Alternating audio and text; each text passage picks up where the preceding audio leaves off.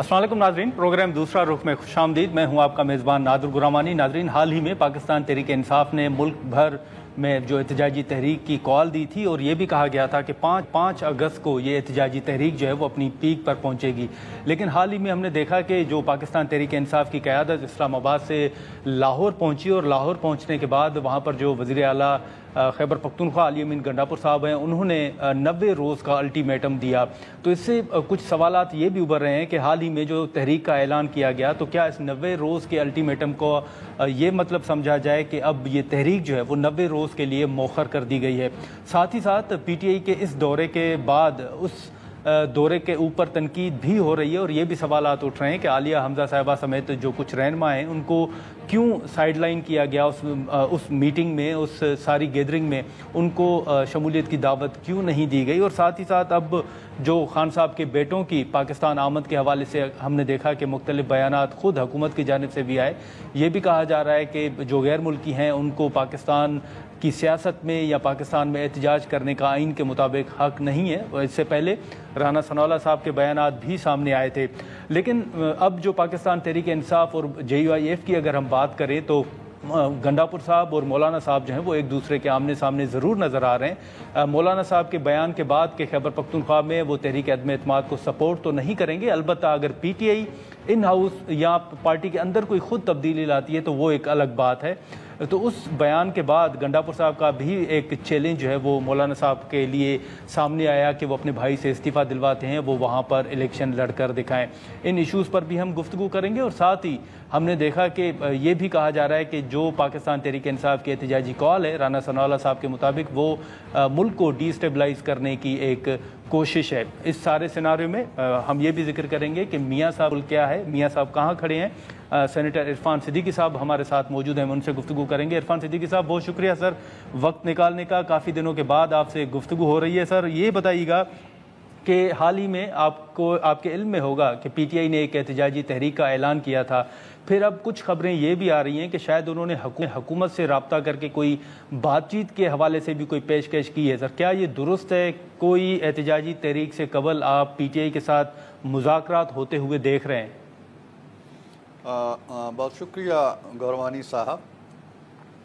जब आप ये कहते हैं कि PTI ने मुज़ाकरात का या तहरीक चलाने का फ़ैसला किया तो मेरे लिए जवाब देना इसलिए बड़ा मुश्किल हो जाता है कि मैं PTI नाम की एक मुनज़्ज़म जमात जो है मेरे तसव्वुर में नहीं है, जो कोई यकसा मौक़िफ़ दे रही हो और जिसके मौक़िफ़ को या नज़रिए को या ऐलान को हम हतमी समझ लें और कहें कि इस पे पूरी जमात भी मुतफ़िक है, इसके ऊपर जमात के कायद के भी दस्तखत हैं और जमात के जो करीबी रफ़क़ा हैं और जो उसके ख़ानदान के अज़ीज़ हैं वो सब इस पे एग्री करते हैं और काफ़िला एक तरफ को चलने वाला है।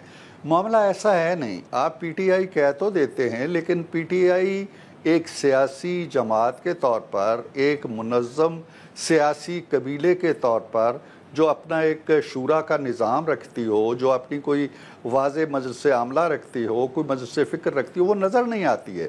आप जहाँ भी जाते हैं, जब भी जाते हैं, अभी आपने अपनी इब्तदाई गुफ्तगू में ज़िक्र किया, वहाँ पे भी बड़े मुतज़ाद और मुतसादम ऐलानात सामने आते हैं।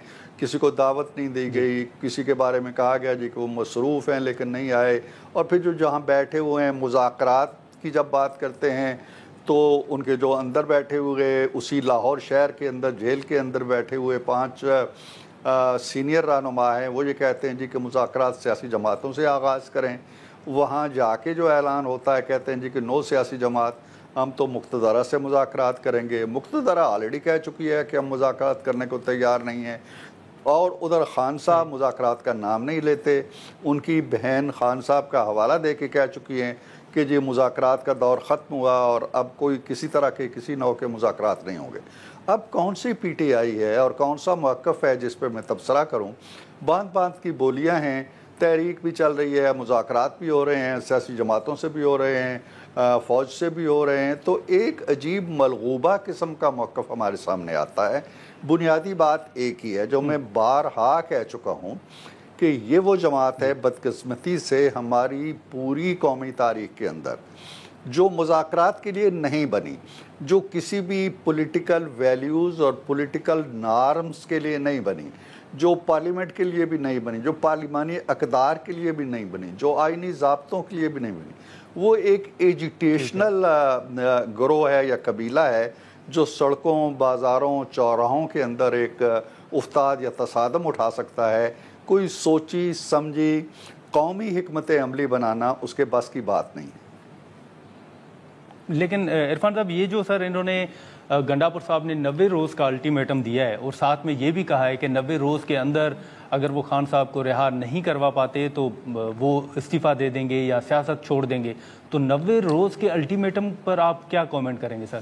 دیکھیں نا، پہلی بات تو یہ ہے کہ 90 روز پہ ہی ایگریمنٹ نہیں ہے ان کا، اندر سے ہی آوازیں اٹھ رہی ہیں کہ جی 90 روز کہاں سے آ گئے، ہماری تحریک تو 5 اگست کو چل رہی تھی، پیک پہ جا رہی تھی، بلکہ 5 اگست کو ابھی سے چل رہی ہے، شروع ہو گئی ہے۔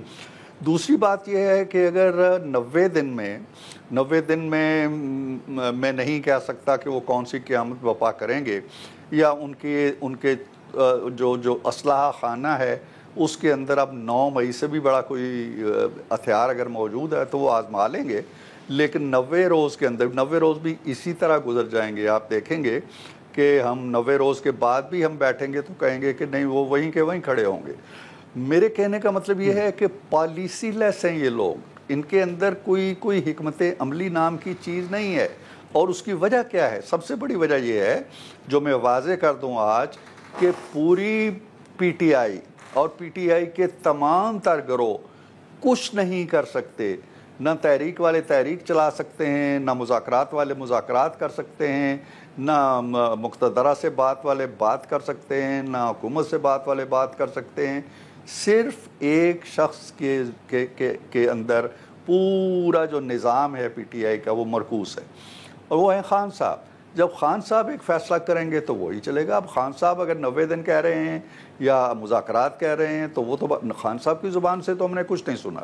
باقی 90 روز کے اندر اگر استعفیٰ دے دیں گے گنڈاپور صاحب تو اس اسلامی جمہوریہ پاکستان کی صحت پہ کیا اثر پڑنا ہے؟ 90 روز کے بجائے وہ آج بھی دے دیں تو کون سی قیامت آنی ہے؟ ان کے پاس اصل میں اب وہ جو پتے جنہیں کہتے ہیں نا کھیلنے والے، وہ ختم ہو چکے ہیں۔ نو آپشنز، کوئی آپشن ان کے پاس نہیں رہ گیا۔ یہ انتشار جو آپ کو نظر آ رہا ہے نا کہ یہ کرنا ہے جی، وہ کرنا ہے جی، بیٹوں نے آنا ہے جی، 5 اگست جی، 90 دن جی، یہ ساری جو باتیں آپ سن رہے ہیں یہ اس لیے ہیں کہ ان کے پاس اب کوئی آپشن نہیں ہے۔ یہ ایک ایسی اندھی سیاہ تاریک بند گلی کے اندر چلے گئے ہیں جہاں سے نکلنے کا راستہ کوئی نہیں ہے، اور جس دن یہ مل بیٹھ کے ایک جماعت کی شکل میں کسی فیصلے پہ پہنچ سکے اس دن شاید کوئی آگے بڑھنے کا راستہ انہیں نظر آئے۔ ادروائز یہی کھیل اگر جاری رہا اور ایک دوسرے کے گریبان میں ہاتھ ڈالتے رہے اور ایک دوسرے کے موقف کا مذاق اڑاتے رہے اور بھانت بھانت کی بولیاں بولتے رہے تو 90 دن بھی بڑی آسانی سے گزر جائیں گے۔ وقت تو نہیں انتظار کرتا کسی۔ ٹھیک ہے، لیکن سر یہ جو آپ نے خان صاحب کا ذکر کیا تو یہ اس وقت جو تحریک چلانے کے حوالے سے چیزیں سامنے آ رہی ہیں وہ تو خان صاحب کی بہنیں اور جو سینئر لیڈرشپ ہے وہ خان صاحب کے ساتھ ملاقاتوں کے بعد یہ کہہ رہے ہیں کہ یہ جو اعلان ہے اس کی منظوری خان صاحب نے دے رکھی ہے۔ تو آپ کو لگتا ہے کہ جو خان صاحب کو کوٹ کیا جا رہا ہے وہ بھی شاید درست انداز سے نہیں کیا جا رہا، مس کوٹ کیا جا رہا ہے؟ میں تو یہ سمجھتا ہوں جی کہ خان صاحب سے ملنے کے بعد اگر 5 اشخاص افراد میں نے نوٹ کیا ہے باہر آتے ہیں، 5 وکلاء آتے ہیں یا ان کی بہنیں آتی ہیں یا کوئی اور آتا ہے، وہ الگ الگ نقطہ نظر پیش کرتے ہیں، الگ الگ کہانی سناتے ہیں، الگ الگ خبر دیتے ہیں۔ اب اصل خبر کیا ہے کوئی نہیں جانتا، لیکن ہمیں اعتماد کرنا پڑتا ہے علیمہ خان صاحبہ کی بات پہ کہ وہ ایک تو ایز سچ پارٹی کا حصہ نہیں ہے، پارٹی کی لیڈر نہیں ہے باضابطہ طور پہ، لیکن خان صاحب کی بہن ہیں، اس لیے محترم بھی ہیں، اس لیے ہمیں ان پہ اعتماد ہوتا ہے کہ جی بھائی نے جو بات کی ہوگی وہی بات باہر آ رہی۔ اور بھائی کی جو بات وہ باہر جو لاتی ہیں وہ پارٹی سے، علی گوہر سے، گنڈاپور سے اور دوسرے لوگوں سے بڑی مختلف ہوتی ہے۔ اس لیے یہ بھانت بھانت کی بولیاں میں کہتا ہوں۔ جہاں تک خان صاحب کے موقف کا تعلق اب تک میں سمجھا ہوں وہ یہ ہے جی کہ ہم نے مذاکرات نہیں کرنے۔ اب یہ جو کہا گیا جی کہ مقتدرہ سے مذاکرات کرنے ہیں، میں نے خان صاحب کی زبان سے کم ان دنوں میں یہ بات نہیں ان سے منسوب سنی کہ فوج ہم سے بات کرے۔ چلے فوج سے بات کرنا ایک موقف ہو گیا، دوسرا یہ ہے جی کہ ہم نے تحریک چلانی۔ تیسرا یہ ہے کہ جی ہم نے سیاستدانوں سے اور نون سے اور حکومت سے کوئی بات نہیں کرنی. یہ موقف ہیں تو چلیں. مقتدرہ کہہ چکی ہے جی کہ ہم نے بات نہیں کرنی, بات سیاستدانوں سے کرو. سو وہ دروازہ بند ہو گیا. ہم سے انہوں نے خود ہی بات نہیں کرنی, ہمارا دروازہ کھلا ہے یا بند ہے وہ ایک برابر ہو گیا. راستہ تحریک کا رہ جاتا ہے, وہ تحریک چلا رہے ہیں اپریل 2022 سے, جس دن سے نکلے ہیں اب تک. اب ہم 25 سے گزر رہے ہیں, 3 سال ہو گئے ہیں, 3 سے زائد عرصہ ہو گیا ہے.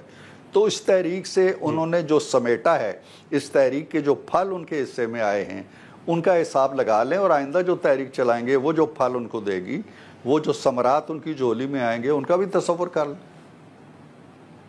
لیکن سر ایک تاثر تو پھر یہ بھی ہے نا, یا ایک تنقید تو یہ بھی ہے سامنے آ رہی ہے کہ خان صاحب کا بیان سامنے سر کیسے ہے, وہ تو جیل کے اندر ہے. دوسرا آپ کے علم میں ہوگا کہ حال ہی میں میاں صاحب کے حوالے سے کچھ خبریں آئیں کہ وہ ملاقات کریں گے, جس کی تردید بھی آ گئی کہ ایسی خبروں میں کوئی صداقت نہیں ہے. لیکن جیسے آپ کہہ رہے ہیں سر کہ کنفیوژن ہے, تو کیا حکومت کوئی ارادہ رکھتی ہے کہ کوئی براہ راست خان صاحب کے ساتھ رابطہ کیا جائے اور معلوم کیا جائے کہ کیا وہ چاہتے ہیں؟ جو بیانات باہر آ رہے ہیں, کسی مرحلے پر آپ حکومت کی طرف سے دیکھ رہے ہیں کہ کوئی رابطہ ہو سکتا ہے؟ حکومت آج خود خان صاحب سے کوئی رابطہ کرنے کے موڈ میں نہیں ہے, نہ کوئی رابطہ کرنا چاہتی ہے, نہ کسی رابطے کی وہ ضرورت محسوس کرتی ہے. خان صاحب جس جگہ پہ اس وقت بیٹھے ہوئے ہیں اس میں حکومت کا کوئی عمل دخل نہیں. ان کے اوپر جو کیسز ہیں وہ کوئی چرس کے اور بھنگ کے اور افیم ڈالنے کے اور ہیروئن ڈالنے کے اور ایفیڈرین ڈالنے کے اور اس طرح کے کیسز نہیں ہیں. وہ ایک ٹھوس مقدمات کے اندر جیل کے اندر ہیں. ان کی چارہ جوئی ہو رہی ہے, ایک عدالت سے دوسری عدالت میں جا سکتے ہیں, انصاف کا ایک مرحلہ جاری ہے. ان کی پارٹی بھاری تعداد کے اندر پارلیمنٹ میں موجود ہے, اپنا کردار ادا کر رہی ہے, سینٹ میں بھی ہے, قومی اسمبلی میں ہے, پنجاب کے اندر ہے, ایک صوبے کے اندر ان کی حکومت ہے, وہ آزاد ہیں. ہم کس مقصد کے لیے خان صاحب کے پاس جائیں؟ ان کی جماعت موجود ہے. ہم تو سمجھتے ہیں ہمارے لیڈر قید میں ہوتے تھے, پارٹیاں موجود ہوتی تھی, اپنے کردار ادا کرتی رہتی تھی. ہمارے لیڈر سے ملنے کے لیے کون گیا ہے؟ خان صاحب گئے ہیں کسی سے ملنے؟ خان صاحب نے جب حکومت کر رہے تھے تو کون کون سا لیڈر بشمول نواز شریف کے جیل کے اندر نہیں تھا؟ وہ کس سے ملاقات کریں؟ ہم نہیں کہتے ہیں کہ وہ ملاقات کرنے کیوں نہیں, ان کی کوئی ملاقات بنتی ہی نہیں تھے. ہم کوئی اس طرح کا ارادہ نہیں رکھتے, اور نہ حکومت کا کاروبار خان صاحب کے جیل میں ہونے کی وجہ سے یا ان کے بے لچک موقف کی وجہ سے حکومت کا کوئی کام بند نہیں ہے. معیشت اللہ کے فضل سے گرو کر رہی ہے, تعلقات خارجہ اللہ کے فضل سے بہت اچھے جا رہے ہیں. اللہ کے فضل و کرم سے ہم نے ایک بھارت کے ساتھ بہت فیصلہ کن جنگ لڑی ہے اور اس میں فتح حاصل کی ہے اللہ کے کرم سے. کون سا کاروبار بند ہے ہمارا بازار حصص جو ہے وہ نئے ریکارڈ قائم کر رہا ہے. تو ہم کس وجہ سے 80-90 ہزار قیدی اور بھی ہیں, حکومت کس کس کے گھر جائے اور کیوں جائے؟ ہاں اگر ان کی پارٹی کو کوئی مسائل ہیں تو 10 دفعہ کہہ چکے ہیں, وزیر اعظم کہہ چکے ہیں, ان کے پاس جا کے کہہ چکے ہیں کہ بھئی آؤ مل بیٹھو بات کرو. اس کے لیے اگر وہ تیار نہیں ہیں تو ہم خان صاحب کے جو سیل ہے اس کا دروازہ کیوں کھٹکھٹائیں؟ ان کے بغیر کون سا کاروبار حیات بند ہے؟ میں نہیں سمجھتا ہوں کہ ملک کے اندر کوئی بحران ہے. کہتے ہیں جی سیاسی بحران ہے. دیر از نو پولیٹیکل بحران, کوئی بحران نہیں ہے. سب کام بالکل آئین, قانون, قاعدے, ضابطے کے مطابق چل رہے ہیں. عدالتیں کام کر رہی ہیں, حکومتیں کام کر رہی ہیں, اسمبلیاں کام کر رہی ہیں, مارکیٹیں کھلی ہوئی ہیں, بازار کھلے ہوئے ہیں, تعلقات خارجہ چل رہے ہیں, باہر سے وفود آ رہے ہیں, باہر وفود جا رہے ہیں. ایک معمول کے مطابق کاروبار ہمارا جاری ہے. بالکل. خان صاحب اگر جیل میں ہیں تو وہ ہم نے نہیں ڈالا, وہ انہوں نے خود اپنے آپ کو ڈالا. اور اب اگر بند راستے کے اندر ہیں تو اس راستے کے اندر بھی پتھر ہم نے نہیں رکھا ہوا, وہ پتھر بھی خود ہی رکھتے ہیں اپنے راستے کے اندر. ٹھیک ہے عرفان صدیقی صاحب, سر ایک مختصر سا یہ بھی سوال ہوگا, یہ ہوگا تھوڑا قبل از وقت, لیکن میں آپ سے صرف یہ جاننا چاہوں گا, جیسے ہمیشہ میاں صاحب کے حوالے سے بات ہوتی ہے کہ وہ پالیٹکس میں اس طرح متحرک نہیں ہوں گے. میں آپ سے سر یہ جاننا چاہتا ہوں کہ کیا آپ واقعی سمجھتے ہیں کہ میاں صاحب اب اس طرح متحرک نہیں ہوں گے, یا آنے والے انتخابات جب بھی ہوں تو وہ شاید اب وزارت عظمیٰ کے لیے امیدوار نہیں ہوں گے, بلکہ جیسے زرداری صاحب چاہتے ہیں کہ بلاول صاحب وزارت عظمیٰ کے عہدے پر فائز ہوں, اسی طرح میاں صاحب خود وزارت عظمیٰ کے امیدوار نہیں ہوں گے, بلکہ وہ چاہتے ہیں کہ مریم صاحبہ جو ہیں وہ وزارت عظمیٰ کی امیدوار ہوں. سر ایسا ماحول آپ دیکھ رہے ہیں؟ ایسا ماحول میں بالکل بھی نہیں دیکھ رہا ہوں. ایسے ماحول کا مطلب یہ ہے کہ میاں صاحب نے اپنے طور پہ ایک فیصلہ کر لیا ہے کہ اگلے الیکشن کے اندر کون وزیر اعظم ہوگا، وہ خود ہوں گے، ان کے بھائی ہوں گے، ان کی بیٹی، ایسا کوئی فیصلہ نہیں ہے۔ میاں صاحب سے جہاں تک میری گفتگو رہتی ہے، ملاقات رہتی ہے، اس موضوع پہ نہ کبھی تبادلہ خیال ہوا ہے، نہ انہوں نے مشاورت کے لیے اس موضوع کے حوالے سے کوئی اپنا حلقہ احباب جو ہے ان سے کوئی بات کی ہے۔ اور دوسری بات یہ ذہن میں رکھیے کہ لیڈر جب پولیٹیکل مہم چلاتا ہے تو وہ کسی فرد کے لیے نہیں چلاتا، یہ یہاں صدارتی نظام نہیں ہے، یہاں ایک پارلیمانی نظام ہے۔ تو لیڈر جب چلاتا ہے تحریک تو وہ اپنی جماعت کے لیے چلاتا ہے کہ پی ایم ایل این کو زیادہ سے زیادہ نشستیں حاصل ہوں تاکہ وہ حکومت میں آ سکے اور حکومت بنا سکے۔ جب وہ حکومت بنانے کی پوزیشن میں آتی ہے تو پھر دوسرا قدم ہوتا ہے کہ اس حکومت کی سربراہی یا رہنمائی کون کرے اور قائد ایوان کون ہو، وہ نوبت اس وقت آئے گی۔ لہٰذا اگر میاں صاحب انشاءاللہ تحریک چلائیں گے یا الیکشن کی مہم میں حصہ لیں گے تو ان کا بنیادی ہدف وہی ہوگا جو ہر پولیٹیکل پارٹی کے لیڈر کا ہوتا ہے کہ ان کی پارٹی جو ہے وہ مسلم لیگ نون کی مہم چلائیں گے۔ وہ نہ نواز شریف کی چلائیں گے، نہ مریم کی چلائیں گے، نہ شہباز شریف کی چلائیں گے۔ یہ تو بالکل واضح بات۔ تو سر یہ بالکل سر، معذرت آپ کی بات کاٹ رہا ہوں، لیکن آپ سمجھتے ہیں یہ جو سوال پہلے بھی سر آپ کے سامنے ہم نے رکھا تھا کہ میاں صاحب جس طرح پہلے سیاست میں ایکٹیو تھے، آپ دیکھ رہے ہیں کہ آنے والے کچھ ماہ میں میاں صاحب پھر ماضی کی طرح بہت ایکٹیو اور فرنٹ فٹ پہ نظر آئیں گے؟ دیکھیں، یہ حالات و واقعات پہ منحصر ہوتا ہے۔ سیاستدان جو ہوتے ہیں ان کے کردار کا تعین وقت کرتا ہے، وقت کے تقاضے کرتے ہیں، سیاست کرتی ہے اور سیاست کے تقاضے کرتے ہیں۔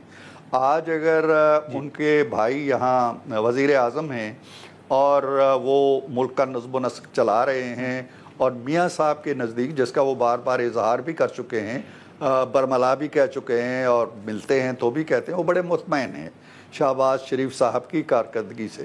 دوسری طرف ان کی بیٹی ہے، اس کے بارے میں بھی اچھی رائے رکھتے ہیں، اس کے بارے میں وہ کہتے رہتے ہیں۔ تو میرا خیال یہ ہے کہ اس حد تک تو انہیں متحرک ہونے کی، فعال ہونے کی، میدان میں آنے کی، سڑکوں میں آنے کی، روز ایک سٹیٹمنٹ جاری کرنے کی ضرورت نہیں ہے۔ وہ جو کردار ادا کر رہے ہیں مشاورت کا، وہ ٹھیک ہے، اپنی جگہ پہ کیے چلے جا رہے ہیں۔ کل کلاں اگر زیادہ متحرک کردار کی ضرورت پڑتی ہے تو اس کے لیے بھی وہ تیار ہیں۔ تو میں بنیادی طور پہ وہی بات ہے کہ جو سیاست ڈیمانڈ کرے گی، تقاضا کرے گی، اس وقت وہ متحرک کردار جسے میڈیا کہتا ہے، اور وہ متحرک کردار میڈیا اسے کہتا ہے جو دکھائی دے، جو نظر آئے، جو سنائی دے، جو گلیوں سڑکوں میں انہیں نظر آئے، تو وہ اس کی ضرورت پڑے گی تو وہ یقیناً اپنا کردار ادا کریں گے۔ ٹھیک ہے سینیٹر عرفان صدیقی صاحب، بہت شکریہ سر وقت نکالنے کا، تھینک یو سو مچ۔ ناظرین، سینیٹر عرفان صدیقی صاحب گفتگو آپ نے سنی۔ ہم یہاں پر ایک مختصر سا بریک لیتے ہیں اور بریک کے بعد JUIF کے سینئر رہنما حافظ حمداللہ صاحب ہمیں جوائن کریں گے۔ پروگرام میں ایک بار پھر خوش آمدید ناظرین۔ سینیٹر عرفان صدیقی صاحب کی گفتگو آپ نے سنی۔ اب جو مولانا صاحب کے بیانات ہیں، اور اگر دیکھا جائے تو اس وقت PTI اور مولانا صاحب ایک دوسرے کے آمنے سامنے نظر آ رہے ہیں۔ حافظ حمداللہ صاحب ہمارے ساتھ موجود ہیں، ہم ان سے گفتگو کریں گے۔ حافظ صاحب، بہت شکریہ وقت نکالنے کا۔ سر، حال ہی میں آپ نے دیکھا کہ PTI کی قیادت نے لاہور کا دورہ کیا، جہاں پر انہوں نے مولانا صاحب کا بھی ذکر کیا، اور گنڈاپور صاحب نے یہ بھی کہا کہ وہ استعفیٰ دلوا دیتے ہیں اور بھائی سے، اور وہاں پر اگر مولانا صاحب کو ایک چیلنج بھی یہ دیا گیا کہ وہ وہاں سے الیکشن لڑ کر دکھائیں۔ تو آپ سمجھتے ہیں کہ یہ کس تناظر میں بیانات ہیں، اور یہ اختلافات بڑھتے ہوئے دیکھ رہے ہیں، ماحول کس طرف جاتے ہوئے دیکھ رہے ہیں سر آپ؟ بسم اللہ الرحمن الرحیم، بہت شکریہ۔ دیکھیے، بنیادی طور پر یہ معاملہ شروع کہاں سے ہوا؟ جی، جب 8 فروری کے الیکشن کے بعد PTI نے مولانا کے پاس ان کے رہائش گاہ پر آنا ان کا شروع ہوا، تو مولانا صاحب نے اور پارٹی نے ان کو وسط ظرفی کے ساتھ اور تمام تلخیوں کو بول کر ان کو ویلکم کہا، جو کہ ہماری اسلامی روایت بھی ہے، سیاسی اور جمہوری روایت کا تقاضا بھی یہی ہے، اور ایک سیاستدان کا روش بھی یہی ہونی چاہیے، ٹھیک ہے، اور ایک پشتون قبائلی روایت بھی یہی ہے۔ تو مولانا صاحب نے ان سب کا لاج رکھتے ہوئے ان کو ویلکم کہا، اور 26ویں آئینی ترمیم تک یہ سلسلہ جاری رہا، اور 26ویں آئینی ترمیم میں آخر تک PTI مولانا صاحب نے آن بورڈ رکھا۔ لیکن اس دورانیے میں بھی وقتاً فوقتاً علی امین گنڈاپور صاحب کے بیانات اس قسم کے آ رہے تھے کہ وہ اس مثبت ماحول کے جو JUI اور PTI کے درمیان 8 فروری کے بعد شروع ہوئی، اس کو وہ ماحول اور گدلہ کرنا چاہتے تھے۔ لیکن جمعیت علماء اسلام ہمیشہ خاموش رہی، کبھی بھی انہوں نے جواب نہیں دیا۔ جی، اور شاید ان پارٹی کی ان کی پی ٹی آئی کی جو قیادت ہے ان کو پارٹی کی طرف سے پارٹی کی کچھ دوستوں کی طرف سے یہی کہا جاتا کہ یہ کیا ہو رہا ہے. خیر ابھی جو لاہور کے لیے وہ نکلے تھے ان کا بنیادی مقصد تو یہی تھا کہ وہ لاہور فتح کرنے جا رہے ہیں اور خیبر پختونخوا سے پھر اسلام آباد سے لاہور. لیکن وہاں بیٹھ کے وہ بجائے اس کے کہ وہ مرچہ زن ہوتے اور ان کی فائرنگ کا نشانہ سیاسی فائرنگ کا نشانہ جاتی عمرہ ہوتا اور وہاں کا چیف منسٹر ہوتا یا پی ایم ایل این ہوتی، لیکن انہوں نے نشانے پر رکھا کس کو؟ مولانا فضل الرحمان صاحب کو. اب مولانا فضل الرحمان صاحب کا جرم کیا تھا؟ انہوں نے کیا کیا؟ ایک باوقار سیاستدان ہے، انہوں نے صرف یہ بات کی کہ خیبر پختونخوا میں 14 مہینے سے نام کی حکومت تو ہے لیکن کام کی حکومت نہیں ہے، کارکردگی کے حوالے سے حکومت کچھ بھی نہیں ہے. کیونکہ دو چیزیں ہوتی ہیں، یا تو امن و امان حکومت کی ذمہ داری ہے، خیبر پختونخوا میں امن و امان نہیں ہے. باجوڑ آپ کے سامنے، سابقہ پاٹھا آپ کے سامنے، اور آئے دن لوگ لاشیں اٹھا رہے ہیں. اور سوات میں ریسنٹلی جو سیلابی ریلا آیا اس میں جو ایک فیملی کے 18 بندے ان کی نظر ہو گئے تو ہیلی کاپٹر کہاں تھی، حکومت کہاں تھی؟ دوسری چیز صوبے کی مالی حیثیت ہے، لیکن مالی حیثیت ان کی معاشی حیثیت وہ کرپشن کی نظر ہو چکی ہے.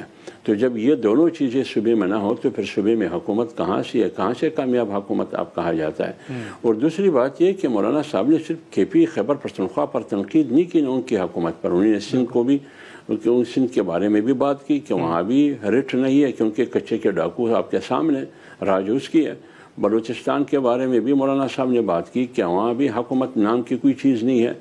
لیکن مولانا صاحب نے ساتھ یہ بھی کہا کہ جب حکومت ناکام ہے، رپورٹر نے صحافی نے پوچھا کہ تبدیلی کے بارے میں، تحریک عدم اعتماد کے بارے میں مولانا صاحب آپ کی رائے کیا ہے؟ مولانا صاحب نے کہا کہ JUI جمعیت علماء اسلام تحریک عدم اعتماد میں کوئی دلچسپی نہیں رکھتی. ہاں اگر پارٹی کے PTI کے اندر سے تبدیلی آتی ہے اور گنڈاپور کو تبدیل کیا جاتا ہے تو جمعیت علماء اسلام اس پر ناراض نہیں ہے اور تبدیلی ہونی چاہیے. یہ بات کی، یعنی یہ بال بھی انہوں نے PTI کی کوٹ میں پھینک دیا. مولانا صاحب نے نہیں، نہ مولانا صاحب نے کہا کہ میں آؤں گا. اب اس کے رد عمل میں میں ایک عرض کر لوں، اب اس کے رد عمل میں علی امین گنڈاپور نے جو زبان استعمال کیا، جو حرزہ سرائی کی، میرے خیال میں یہ نہ سیاسی زبان تھی، نہ یہ جمہوری زبان تھی، نہ یہ چیف منسٹر کے مناسب زبان تھی.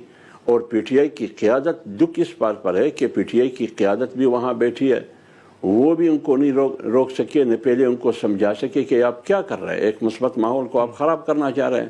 نہیں، لیکن حافظ صاحب جیسے نے ذکر کیا مولانا صاحب کے بیان کا، تو اب یہ سمجھا جائے کہ مولانا صاحب خود تو تحریک عدم اعتماد کی اس طرف نہیں جائیں گے، موو نہیں کریں گے یا اس کی حمایت نہیں کریں گے، لیکن یہ سمجھا ضرور جائے کہ مولانا صاحب گنڈاپور صاحب کو ضرور تبدیل ہوتا ہوا چاہتے ہیں وہاں پر، یا وہ چاہتے ہیں کہ گنڈاپور صاحب کو تبدیل کر کے کسی اور کو وزیر اعلیٰ بنایا جائے.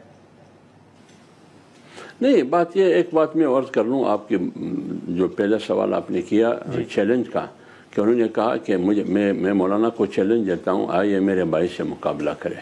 دیکھیے بات یہ مولانا صاحب کو، ایک تو مولانا صاحب آپ کو یاد ہوگا جب بائی الیکشن ہو رہا تھا خیبر پختونخوا میں 8 فروری کے بعد جو نشستیں خالی ہوئی، مولانا صاحب نے پارٹی سے مشاورت کرنے کے بعد بائی الیکشن میں حصہ نہ لینے کا فیصلہ کیا. کیوں؟ ان کو سسٹم پر اعتماد نہیں تھا.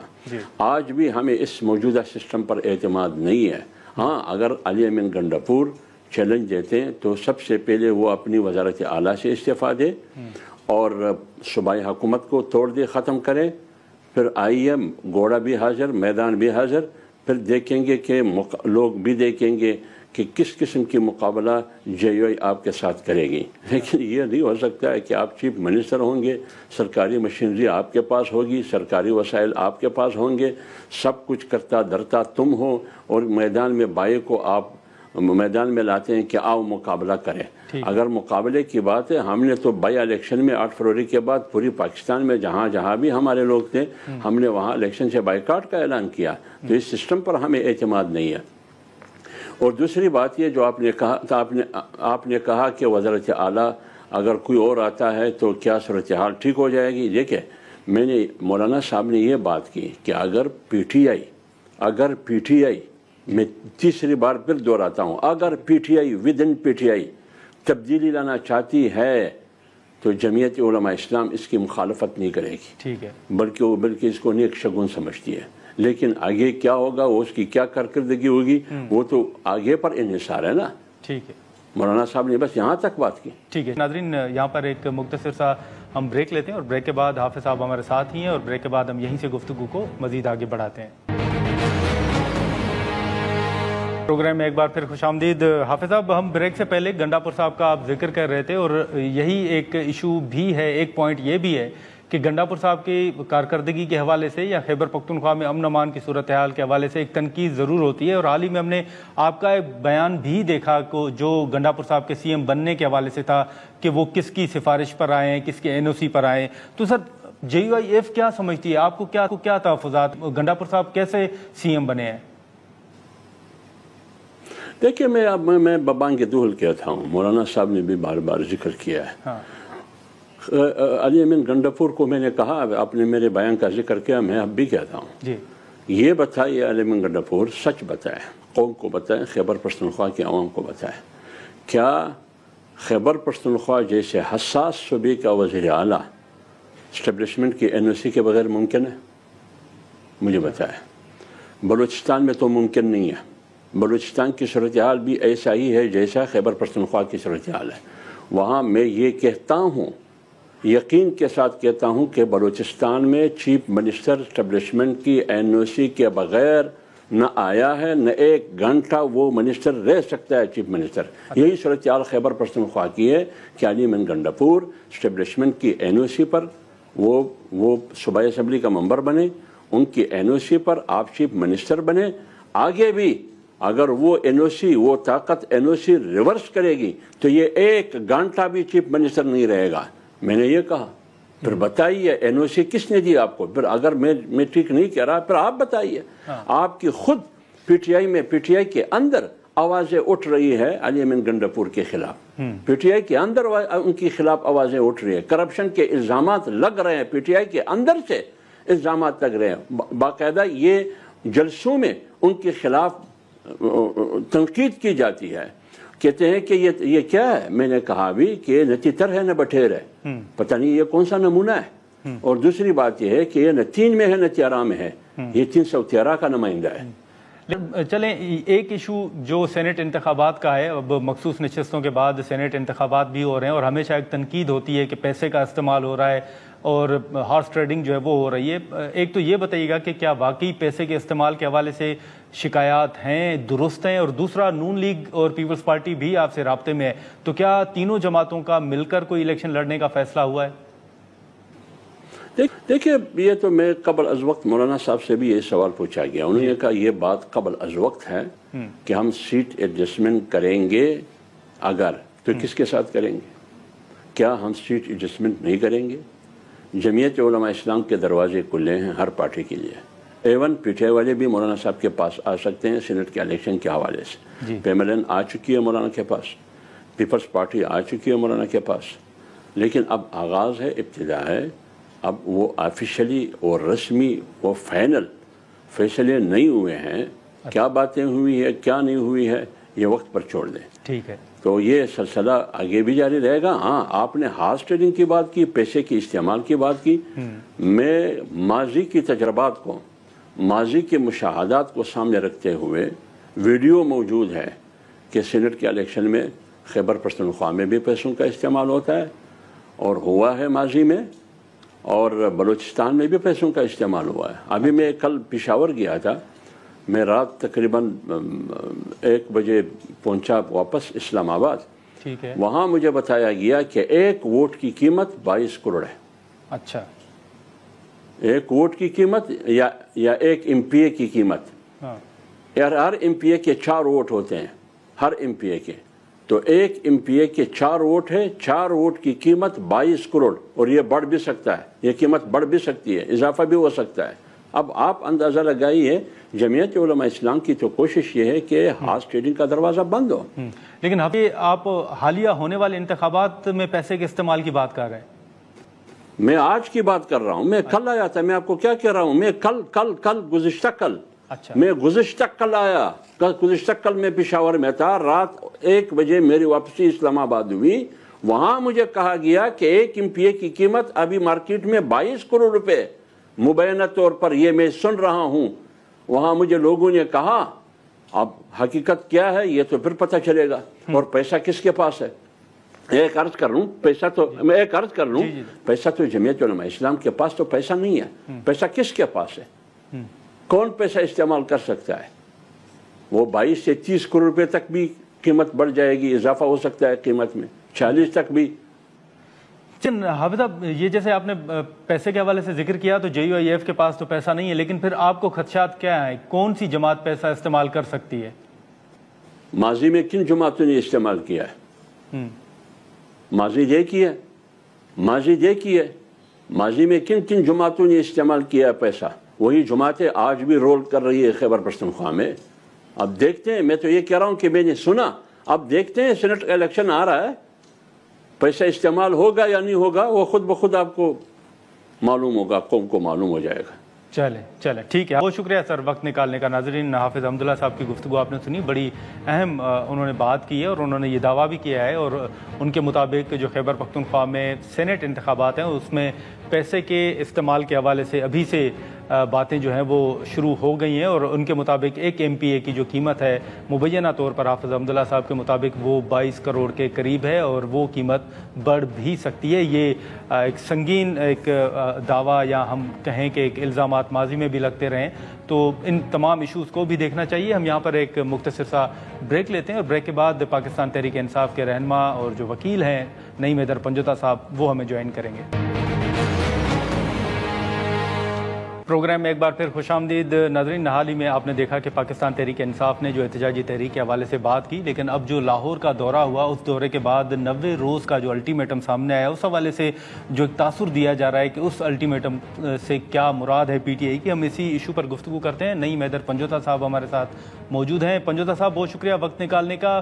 حال ہی میں جیسے میں نے ذکر کیا کہ PTI نے بڑا واضح طور پر کہا کہ احتجاجی تحریک شروع کی جائے گی اور 5 اگست کو وہ تحریک اپنے پیک پر پہنچے گی، لیکن اب جو گنڈا پور صاحب نے 90 روز کا الٹیمیٹم دیا ہے، پنجوتا صاحب آپ کے مطابق اب کیا سمجھا جائے کہ وہ جو تحریک شروع ہونی تھی وہ 90 روز کے لیے مؤخر کر دی گئی ہے، یا اس الٹیمیٹم کا کیا مقصد ہے؟ بہت شکریہ ناظر گمانی صاحب، آپ نے موقع دیا. جی بالکل جی، تحریک کا آغاز ہو چکا ہے اور تمام صوبوں کے اندر ہماری ایکٹیویٹیز جاری ہیں، میٹنگز ہو رہی ہیں، بالکل گو ہیڈ دیا جا چکا ہے. اور ایسی کوئی بات نہیں ہے کہ عمران خان کی رہائی کے لیے جو ہے، رول آف لا کے لیے، جمہوریت کے لیے، پاکستان میں آئین کی سربلندی کے لیے تحریک کے اندر جو ہے ہم کوئی ڈیلے چاہتے ہیں یا ڈیلے کریں گے. وہ جو بات کی ہے علی امین صاحب نے وہ بڑی واضح ہے. انہوں نے کہا ہے کہ 90 دن کا ہم الٹیمیٹم دیتے ہیں کہ آپ صحیح راستہ چن لیجئے اور پاکستان میں قانون کی سربلندی لے آئیے، عمران خان کی رہائی ہو، پاکستان میں عوام کے مینڈیٹ کو تسلیم کیا جائے. وہ بات انہوں نے بڑی واضح کی، اور انہوں نے کہا کہ اگر 90 دن کے اندر یہ نہیں کیا گیا تو پھر ہم جو ہے وہ اگلا لائے عمل دیں گے. سیاست سے بھی انہوں نے بالکل ہم رخ بدلنے کی کہ ہم سیاست چھوڑ دیں گے، اس کا ایک انہوں نے وہ ایک دی ہے. تو اسے یہ نہ سمجھیے کہ عمران خان کی رہائی کے لیے، رول آف لا کے لیے تحریک جو ہے ہم نہیں چلائیں گے یا اس میں کوئی تاخیر ہے، بالکل جاری ہے. اور جو پیک کی بات ہے ریما صاحبہ نے کی ہے وہ بالکل انہوں نے ٹھیک بات کی ہے کہ تحریک کا پیک ہوگا اور ہماری ایکٹیویٹیز جو ہیں وہ بالکل جاری ہیں. الٹیمیٹم جو ہے وہ 90 دن کا ہے کہ آپ ہوش کے ناخن لیجئے اور ملک کو ٹھیک راستے پر چلنے دیجئے. 90 دن کا ٹائم ہے آپ کے لیے. ہاں، لیکن پنجوتا صاحب، یہ جو ابھی لاہور کا دورہ ہوا، اب اس میں یہ دورہ تنقید کی زد میں بھی ہے. عالیہ حمزہ صاحبہ سے متعلق بھی کہا جا رہا ہے کہ پہلے ان کے نوٹیفیکیشن واپسی کے حوالے سے خبریں چل رہی تھیں، اب ان کو سائیڈ لائن کرنے کے حوالے سے باتیں چل رہی ہیں. پھر شیخ وقاص صاحب کے جو کچھ آڈیو میسیجز ہیں وہ بھی سوشل میڈیا پہ چل رہے ہیں جو انہوں نے عالیہ صاحبہ کو بھیجے. اب یہ نہیں معلوم کہ وہ کس حد تک درست ہیں، لیکن یہ اختلافات آپ کس حد تک سمجھتے ہیں کہ درست ہیں؟ عالیہ صاحبہ کے ساتھ آپ سمجھتے ہیں کہ واقعی پارٹی کے کچھ رہنماؤں کو کوئی مسئلہ ہے؟ کوارڈینیشن کی جو ہے وہ کمی یا رابطے کی کمی کو یہ نہ سمجھا جائے کہ عمران خان کی رہائی کے لیے کوئی سیریس نہیں ہے یا عمران خان کے نقطے کے اوپر یا پاکستان میں رول آف لا کے اوپر کوئی مبہم ہے. عالیہ حمزہ صاحبہ اپنی ایکٹیویٹیز کروا رہی ہیں اور وہ اپنے ٹویٹر اکاؤنٹ سے پوسٹ بھی کر رہی ہیں، اور سلمان راجہ صاحب بھی اسی طرح گروپس میں اپنا حصہ ڈال رہے ہیں، اور تمام صدور جو ہیں وہ اپنی اپنی جگہ پر ایکٹیویٹیز کر کے گروپ میں بھیج بھی رہے ہیں۔ آج ہمارا کے پی اسی طرح سے ایک لیڈ کی، دیگر ہمارے سلار کاکڑ وغیرہ تمام، یہ کوئی نہ سمجھے کہ عمران خان اور جو پاکستان ہے اس کے اوپر کوئی سمجھوتا ہوگا۔ ہم بالکل پاکستان کے لیے یہ جدوجہد کرتے رہیں گے۔ نعیم صاحب، یہ جو مولانا صاحب کا بیان ہے کہ وہ تحریک عدم اعتماد کے ذریعے خیبر پختونخوا کی حکومت کو ہٹانے کے حوالے سے تو شاید اس طرح حصہ نہیں لیں گے یا اس کے حق میں بھی نہیں ہے، لیکن انہوں نے یہ بات کی کہ اگر پارٹی کے اندر سے کوئی تبدیلی آئے تو وہ اس سے اتفاق کریں گے یا اس سے ناخوش نہیں ہوں گے۔ اس بیان کو آپ کس طرح دیکھ رہے ہیں؟ آپ سمجھتے ہیں کہ مولانا صاحب گنڈاپور صاحب کی تبدیلی چاہتے ہیں خیبر پختونخوا کے اندر؟ دیکھیں، رول آف لا کے لیے عمران خان صاحب کا بڑا واضح موقف تھا کہ دو جماعتیں جو ہیں اس کے لیے ہمارے ساتھ چلنا چاہتی ہیں، انہیں دعوت دیجیے، ان سے ملیے۔ مولانا صاحب کے حوالے سے خان صاحب کو بڑا بخوبی واقف تھا، اور اسی طرح سے وہ باقی بھی آگاہی رکھتے تھے۔ مولانا صاحب کے ساتھ ہم نے پوری کوشش کی، اور ہماری بڑی ایفرٹ ہے اس حوالے سے کہ رول آف لا کے لیے ہر جماعت ہمارے ساتھ ہو۔ انہیں نہیں چاہیے کہ ایسا کہنا کہ عوام کے مینڈیٹ کو چوری کر کے علی امین صاحب بیٹھے ہیں۔ ایک صوبے کے اندر ہی تو مینڈیٹ جو ہے وہ 99% جو ہے وہ تسلیم کیا گیا، ہمیں وہاں بھی دھاندلی کے ذریعے جو ہے ہرایا گیا مختلف سیٹوں پر، جیسے جنید اکبر ہیں، شوکت زئی ہیں اور دیگر ہیں۔ جہاں تک مولانا صاحب کے حلقے کی بات ہے تو وہاں بالکل اوریجنل، وہ آپ نے دیکھا کہ پی کیا پورے پاکستان کے اندر عوام نے عمران خان کو ووٹ ڈالا ہے، تو وہ کلیم جو ہے وہ ان کی سیاسی حد تک تو ٹھیک ہے، لیکن اس کا حقیقت سے کوئی تعلق نہیں ہے۔ اور ان کا یہ کہنا کہ آپ سائڈ پر ہو جائیں، یہ فیصلہ جو ہے عوام نے دیا ہے عمران خان کو، وہ فیصلہ کریں گے کون وزیر اعلیٰ ٹھیک ہے کون نہیں ہے۔ اور سیکنڈ بات یہ ہے کہ آج ان کا ایک اور بیان بھی تھوڑی دیر پہلے ہے، انہوں نے کہا ہے کہ مخصوص نشست کے اوپر نون لیگ جو ہے وہ عدالت کے اندر چلی گئی ہے، تو نون لیگ جو ہے وہ کیسے ہمارے ساتھ چل رہی ہے؟ ایک طرف ہم اپوزیشن میں ہیں اور دوسری طرف علی امین صاحب بھی ہمارے خلاف بیان دے رہے ہیں اور یہ بھی ہمارے ساتھ تعاون نہیں کر رہے، تو ہم کیسے عدم اعتماد لا سکتے ہیں؟ تو اس طرح کی ان کی تجویز اور اس طرح کا وہ معاملات لے کر چل رہے ہیں۔ میں یہ سمجھتا ہوں کہ سپریم کورٹ کے فیصلے کی روشنی میں بھی مولانا صاحب ان کی جماعت کو مخصوص نشستیں نہیں لینی چاہیے تھیں، جس جماعت کو ووٹ ملا تھا اسی کا حق تھا، وہ لے کر انہوں نے اپنے گراف کے اندر میں سمجھتا ہوں کہ وہ کمی کی ہے۔ کمی کی چلیں، لیکن یہ جو حال ہی میں کچھ روز سے خان صاحب کے بیٹوں کے حوالے سے گفتگو چل رہی تھی، پھر حکومت کا بھی بیان آیا کہ دیکھیں وہ کب ویزے کے لیے اپلائی کرتے ہیں، یا مختلف جو بیانات آ رہے تھے، تو پنجوتا صاحب کیا اس حوالے سے کوئی حتمی تاریخ کا فیصلہ ہوا ہے کہ کون سی تاریخ کو خان صاحب کے بیٹے آ رہے ہیں، ویزا کے لیے انہوں نے اپلائی کیا ہے نہیں کیا؟